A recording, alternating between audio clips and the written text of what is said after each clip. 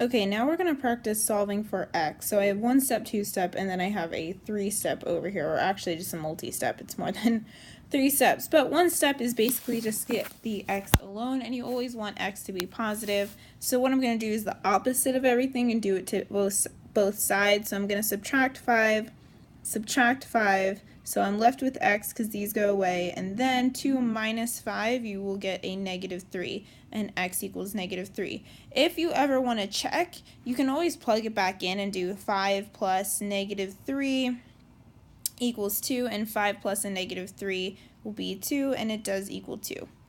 So let's now move on to a two-step. So a two-step is just one more step. First, you're going to want to get x's on one side, or your variables, whatever it will be, and then your numbers on the other. So I'm going to add 2 to get rid of this 2. 2 plus 7 is going to be 9, and then I'm going to have 4x. And then I just want to get x alone to do the opposite of multiplying, which is dividing. So I'll divide each side by 4, and then you can just leave that as a fraction, and you can have x equals 9 over 4. And that can be your answer.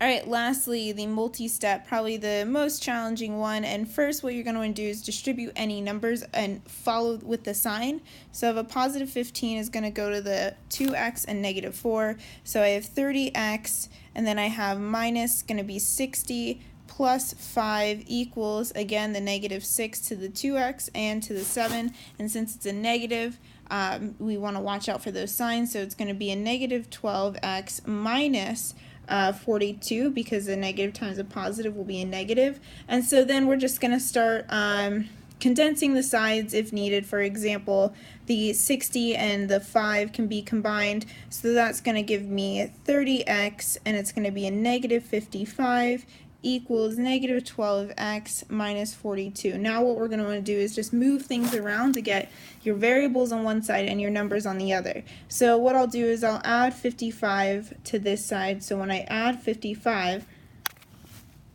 I am going to get 30x on this side equals negative 12x, and I have a negative 42 and a 55, which is going to give me a positive 13. All right, so now what I have to do, oops, I forgot my x. So now what I have to do, get my x's to the other side, so I'm going to add 12x to each side, 12x, and remember, I carry these x's over. I'm not just adding 12, I'm actually adding like terms, and you need the variable to carry over. So I'm going to have 42x equals 13, and then to get x alone, you do the opposite of what it is asking. So instead of multiplying, you will divide by 42, so the 42's go away, and you get x equals 13 over 42, and that is the most reduced that can get, so that is going to be your answer.